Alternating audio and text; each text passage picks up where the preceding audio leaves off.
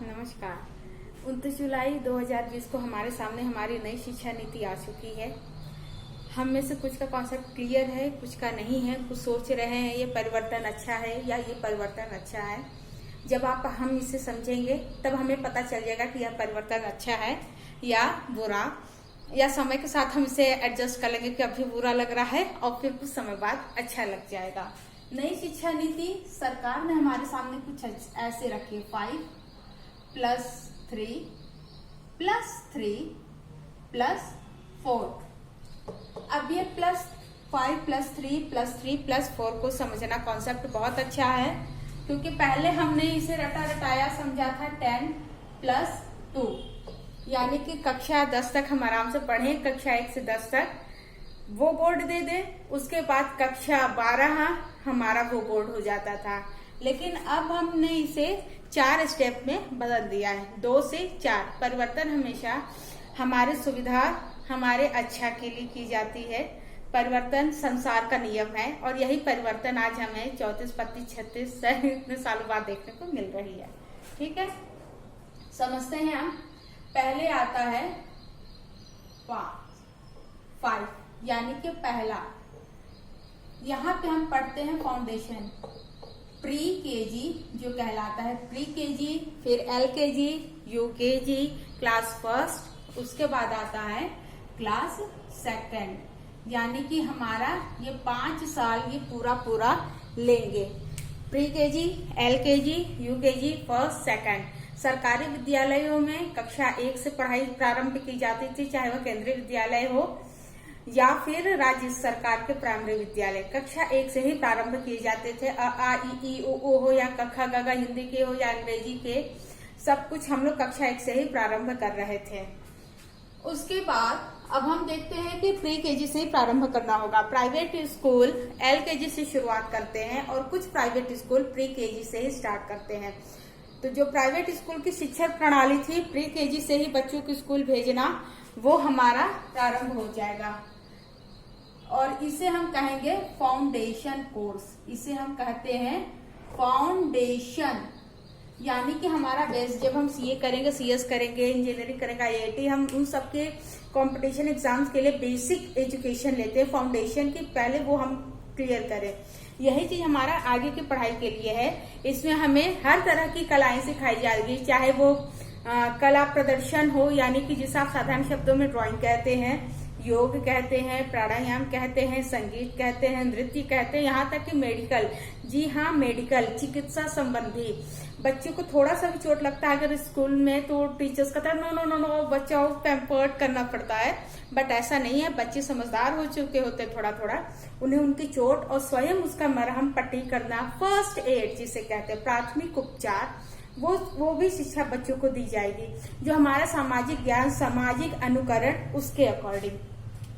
हमारा दूसरा स्टेप आता है +3। यहाँ पे क्लास 3 से लेकर क्लास 5 तक होगा। हमारी मातृभाषा, चाहे आप उड़ीसा के हों तो आप उड़ीसा के उड़िया लैंग्वेज में सीखेंगे। आप उत्तर भारत के हैं, हिंदी आपका माध्यम है, तो आप हिंदी में अपनी शिक्षा ग्रहण करेंगे। गांधी जी ने भी कहा था कि जो भी नॉलेज, जो भी ज्ञान हमें अपनी मातृभाषा में ज्यादा अच्छे से पता चलेगा, हम किसी अन्य भाषा को सीखने में समस्याग्रस्त होंगे। क्यों? क्योंकि पहले हमें दूसरी भाषा सीखनी होगी, तब हमें हमारा ज्ञान सीखने को मिलेगा। बच्चा अगर घर पे अमरूद कह रहा है हिंदी पे, तो स्कूल में गुआवा की जगह अमरूद ही कहेगा। तो वो डायरेक्ट अमरूद कह के उसके बेसिक, उसके पार्ट्स, उसका जन्म, सब कुछ सीखेगा कि अमरूद कैसे बनता है। बच्चा उड़ीसा में है, वो अमरूद को अगर उड़िया भाषा में बिही कह रहा है, तो स्कूल में भी वो बिही कहेगा। उसे गुआवा कह के परेशान होने की आवश्यकता नहीं होगी। वो डायरेक्ट सीखेगा कि बिही का वृक्ष कैसे लगता है, कैसे बनता है, कैसे उत्पन्न होता है और हम उसे कैसे ग्रहण करते हैं। बिही फल है या एक वेस्ट प्रोडक्ट है पेड़ पौधों का, बच्चा वो सब कुछ वहीं से डायरेक्ट सीखेगा। ये सबसे अच्छी बात है। हम सिर्फ भाषा, यानी कि अगर अंग्रेजी हम सीख रहे हैं तो अंग्रेजी भाषा में सीखेंगे। हमारी जो मातृभाषा है, अगर हम तमिल में पढ़ रहे हैं तो तमिल में ही हम गणित, तमिल में ही हम अपना विज्ञान, तमिल में ही हम सामाजिक विज्ञान, हम सब सीखेंगे। बस भाषाई को छोड़ के, क्योंकि भाषा का ट्रांसलेशन पॉसिबल नहीं है। हम इंग्लिश को इंग्लिश में सीखेंगे, हम हिंदी ट्रांसलेट करके उसको समझेंगे, बट इंग्लिश तो इंग्लिश ही रहेगा। जस्ट लाइक दैट भाषा को अगर हम छोड़ दें तो बाकी जो भी नॉलेज वाली शिक्षा होगी वो हम अपने भाषा में ही सीखेंगे। ये बच्चों की सुविधा के लिए सबसे अच्छा है। उसके बाद आता है थर्ड, एक और +3। यहाँ पे आता है आपका क्लास 6 से क्लास 8। ये स्किल डेवलपमेंट बच्चों को बहुत ज्यादा ध्यान दिया जाएगा। क्लास 6 से ही आपको प्रिपेयर किया जाएगा, आपका आगे का एम क्या होगा, आपको क्या बनना है क्या नहीं, पहले आपको हर चीज सिखाई जाएगी। उसके बाद आपका 7th और 8th तक आते आते स्किल डेवलपमेंट जब टीचर्स कैच कर लेंगे, कोर्स सिलेबस कैच कर लिया जाएगा, तब 8th तक आते आते आपको अच्छे से क्लियर हो जाएगा, आपका कॉन्सेप्ट क्लियर हो जाएगा कि आपका एम क्या है, IAS बनना है या फिर BTech करके इंजीनियर बनना है, मेडिकल करके आपको डॉक्टर बनना है, या B.Ed BTC करके आपको टीचर बनना है। ये सारा कुछ आपको 8th तक क्लियर हो जाएगा। आपको MBA करना है, आपको बिजनेस करना है, आपको जॉब करनी, सब कुछ आपकी इच्छा, आपको राइटर बनना है, आपको स्कॉलर बनना है, PhD करना है, ये सारा कुछ क्लास 6, 7, 8 आपका माइंड इतना अच्छा ट्रेन कर दिया जाएगा, इतना बढ़िया आप खुद को डेवलप कर लेंगे कि क्लास 8 तक आपको क्लियर हो जाएगा कि आपका एम क्या होगा। और ये डिसाइड आपका स्कूल या आपका परिवार नहीं, बच्चे खुद करेंगे। ये उनकी इच्छा, उनके इंटरेस्ट, उनके कैपेबिलिटी के ऊपर की जाएगी। इसके साथ ही इसमें ऑनलाइन एजुकेशन का इम्पोर्टेंस होगा। बच्चों को कंप्यूटर स्किल डेवलपमेंट, कोडिंग, ई-कोडिंग के माध्यम से शिक्षा दी जाएगी। समय तकनीक बदल रहा है, हर चीज कंप्यूटराइज्ड हो रही है। अभी हम लोग कोरोना की वजह से पढ़ रहे हैं, बट आगे भी हमें कंप्यूटर माध्यमिक शिक्षा ही दी जाएगी। ये समय के साथ बढ़ना और बदलना है। उसके बाद हम आते हैं हमारा अगला और लास्ट चरण +4। ये +4 क्या है, हमारा क्लास 9 से लेकर क्लास 12। ये जो +10 हमारा बोर्ड हो जाता था, फिर +2 यानी ये 12th का बोर्ड। 10th के बोर्ड को पूरी तरह से खत्म करने की योजना है। अभी इस चीज पे जब तक पार्लियामेंट नहीं खुलेगा, लोग आर्गुमेंट बहस नहीं करेंगे, हम इस चीज को क्लियर नहीं कर सकते। बट मे भी सेमेस्टर वाइज एग्जाम करा दिया जाए। 2 ऑप्शन है, या तो सेमेस्टर वाइज एग्जाम करके 9th से 12th किया जाएगा, अदरवाइज 10th का बोर्ड करके डायरेक्ट ये क्लास 12th है आपका, इसका बोर्ड करा दिया जाएगा। 9th और 10th तक हम लोग जनरल पढ़ा करते थे। 11th में जब आते थे तब हमारा स्ट्रीम होता था। लोग पूछते थे क्या स्ट्रीम, हाँ PCM, फिजिक्स केमिस्ट्री मैथ, या फिर BCM और sorry physics chemistry PCB, physics chemistry biology, या फिर कॉमर्स या फिर ह्यूमैनिटीज, हम ऐसे बताया करते थे। अब ऐसा नहीं है। अगर मुझे मैथ में इंटरेस्ट है तो मैं मैथ भी लूंगी, मुझे ज्योग्राफी में इंटरेस्ट है तो मैं ज्योग्राफी भी लूंगी। जो भी 12th के 5 सब्जेक्ट हैं वो मेरे इंटरेस्ट के होंगे, मेरी इच्छा होगी। ये एजुकेशन की उसके लिए बहुत बड़ी बात है। एज ए स्टूडेंट मैं अपने लिए भी, मुझे ज्योग्राफी भी पढ़ना था और हिस्ट्री भी पढ़ना था, बट अनफॉर्चुनेटली मैं दोनों साथ नहीं ले सकती थी। लेकिन अब के लिए ये बहुत अच्छा है। मुझे बायोलॉजी पसंद था या बट या तो मैं आर्ट साइड लूं, और अगर मैं बायोलॉजी मुझे पसंद है तो मुझे फिजिक्स और केमिस्ट्री का भी बोझ सिर पे रखा जाता था। तो ये ऐसा अब किसी बच्चे के साथ नहीं होगी। ये पूरी तरह से चाइल्ड सेंट्रिक एजुकेशन किया गया है, बच्चों को क्या पसंद है क्या नहीं। 9th 10th में एक और प्लस पॉइंट है आपका कि रिटेन से ज्यादा आपके प्रैक्टिकल पे ध्यान दिया जाएगा। सिर्फ 12th आपका बोर्ड रहेगा, प्रैक्टिकल हर एक चीज। अगर आपको पढ़ाया जा रहा है कि यह पंखा है, ठीक, हम पंखे के बारे में अगर बता रहे हैं तो हम सिर्फ रिटन थ्योरी नहीं दे देंगे, हमें सच में पंखा कैसे बनता है, बच्चे को पूरा मैकेनिकल पॉइंट उसको देंगे, पंखा बनवाएंगे, पंखा चलवाएंगे, उसका ट्रायल लेंगे कि बच्चा इतना कैपेबिलिटी है या नहीं, कर ले रहा है या नहीं। हमें डेयरी फार्म या हम कंप्यूटर के थ्रू हम देख लिए कि हाँ एक डेयरी फार्म होता है, गाय भैंस तबेले हैं और ऐसे होता है, नहीं, हम पर्टिकुलर जगह पर ले जाएंगे, बच्चों को सिखाएंगे, बच्चा खुद सीखेगा कि कैसे दूध निकाला जाता है, क्या किया जाता है। हर एक शिक्षा हम प्रैक्टिकली उनसे कराएंगे ताकि हमारा जो माइंड है, स्किल डेवलपमेंट बहुत अच्छा रहे। बच्चे पढ़ाई का इतना प्रेशर होता है कि वो स्कूल से ज्यादा कोचिंग में इधर उधर भागते हैं।